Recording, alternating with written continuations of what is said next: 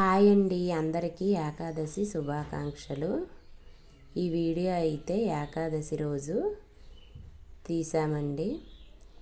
Evening అయితే పూజ ఇలా చేసుకున్నాము, చాలా బాగా అయ్యింది. పూజ అయిపోయాక గుడికైతే బయలుదేరాము. మా ఊర్లో అయితే సత్యనారాయణ స్వామి వారు కొండ మీద అయితే వెలిసారు. చాలా బాగుంటుందండి గుడి, చాలా పురాతనమైన గుడి.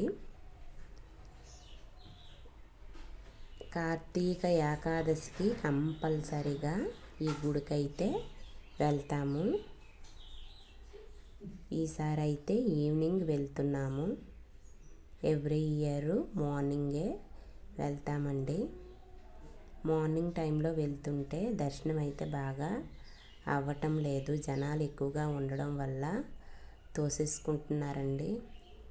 అందుకే ఈవినింగ్ టైంలో ప్రశాంతంగా దర్శనం చేసుకోవచ్చని బయలుదేరాము. మెట్లు అయితే ఎక్కుతున్నామండి. నేను మా బాబు అయితే వెళ్తున్నాము. పైకి అయితే ఎక్కేసామండి. అయితే ఇంకో విషయం ఏమిటంటే, ఈసారి ఏకాదశి రోజంతా ఉంది కదండి, అందువల్ల ఈవినింగ్ వచ్చాము.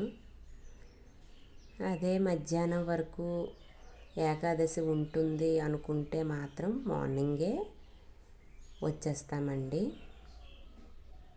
ఇప్పుడైతే మొదటిగా కొబ్బరికాయ కొట్టుకొని అయితే పూజారి గారు అయితే మనకి పూజ చేస్తారండి. పూజ అయితే బాగా చేశారు పంతులు గారు. చూడండి, స్వామివారు అమ్మవారు చాలా బాగా దర్శనం అయ్యింది. ఈవినింగ్ రావడం వల్ల పంతులు గారు పూజ చేస్తున్నారు. పూజ అయిపోయినాక గంట స్తంభం దగ్గర 365 ఒత్తులు అయితే వెలిగించుకున్నాము.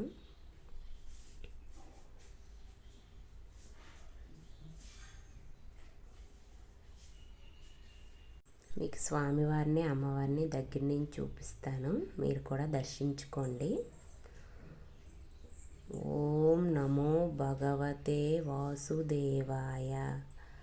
ఓం నమో వెంకటేశాయ. ఓం శ్రీ లక్ష్మీనారాయణాయ.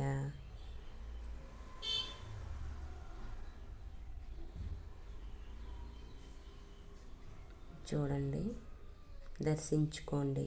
Thank you.